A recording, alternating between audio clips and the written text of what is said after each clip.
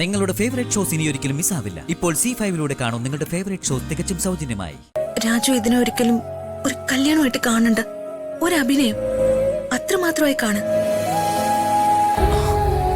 സിനിമയിലും സീരിയലിലും നാടകത്തിലും ഒക്കെ എത്രയോ പേര് കല്യാണം കഴിക്കുന്നതായി അഭിനയിക്കുന്നു.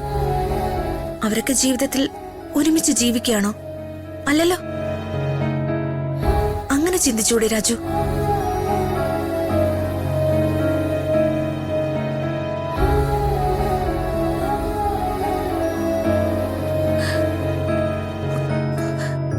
രാജു രാജു അമ്മായി ജനലിനടുത്ത് വന്ന് നിൽപ്പുണ്ട്. ഇപ്പൊ അങ്ങോട്ട് നോക്കരുത്.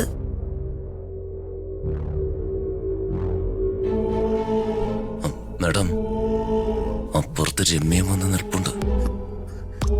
രാജു, നമ്മളിങ്ങനെ ഒന്നും മിണ്ടാതെ നിന്ന ശരിയാവില്ല. സത്യം പറയാലോ, ഇപ്പോഴാണ് ജീവിതത്തിന് ഒരു അർത്ഥം വന്നതുപോലെയൊക്കെ എനിക്ക് തോന്നുന്നത്.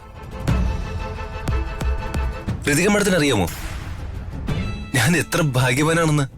അതെന്താ രാജു ഇത്ര ഭാഗ്യവാനാണെന്ന് പറയാൻ കാരണം? മാഡത്തിനെ എനിക്ക് കിട്ടിയില്ലേ? ഇതിൽ കൂടുതല് എന്ത് ഭാഗ്യ എനിക്ക് വരാനുള്ളത്? എത്ര നാളത്തെ എന്റെ കാത്തിരിപ്പാണ് ഇപ്പൊ സഫലമായതെന്ന് രാജുവിന് അറിയാമോ? അത് എനിക്കെല്ലാം അറിയാം മാഡം.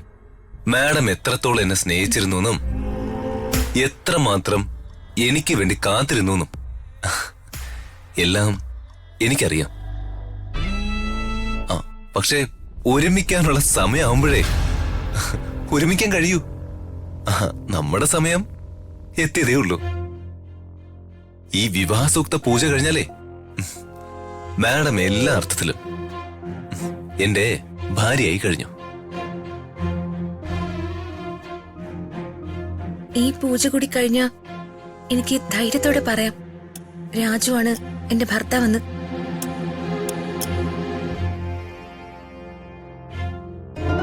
എനിക്കിനി ഈ ജീവിതം മുഴുവൻ അറിയപ്പെടാൻ ഈ ഒരു അഡ്രസ് മതി. രാജുവിന്റെ ഭാര്യ. രാജുവിന്റെ ഭാര്യയാണ് ഋതിക എന്ന്.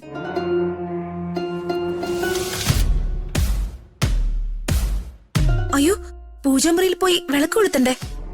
അവരൊക്കെ അവിടെ വെയിറ്റ് ചെയ്ത് നിൽക്കുകയായിരിക്കും.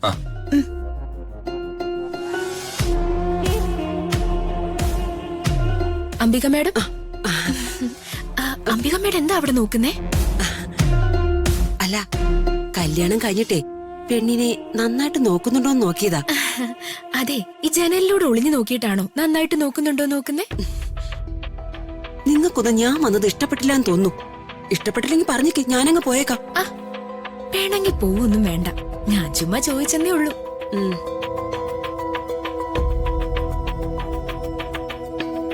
മാഡം, ഒരു മിനിറ്റ്.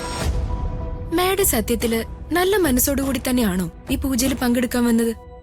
അതെന്താ നീ അങ്ങനെ ചോദിക്കാൻ? ഇപ്പൊ ഞാനാണ് മാഡത്തിന്റെ സ്ഥാനത്തെന്ന് വിചാരിക്കുക. എന്റെ മകന് വേണ്ടി കണ്ടെത്തിയ പെണ്ണിനെ വേറൊരുത്തൻ പ്രേമിച്ച് കല്യാണത്തിന്റെ അന്ന് തട്ടിക്കൊണ്ടുപോയി. എന്നിട്ട് എന്നെ വന്ന് കണ്ട് ഇന്ന് പൂജയാണ്, പങ്കെടുക്കാൻ വരണോന്നൊക്കെ പറഞ്ഞ ഞാൻ ഇവിടെ വന്ന് ഈ പൂജയും മാരണോ എല്ലാം അലങ്കോലപ്പെടുത്തുകയുള്ളൂ, അല്ലേ? ഡൗൺലോഡ് ചെയ്യൂ C5 ആപ്പ്. കാണൂ എല്ലാ എപ്പിസോഡുകളും സൗജന്യമായി.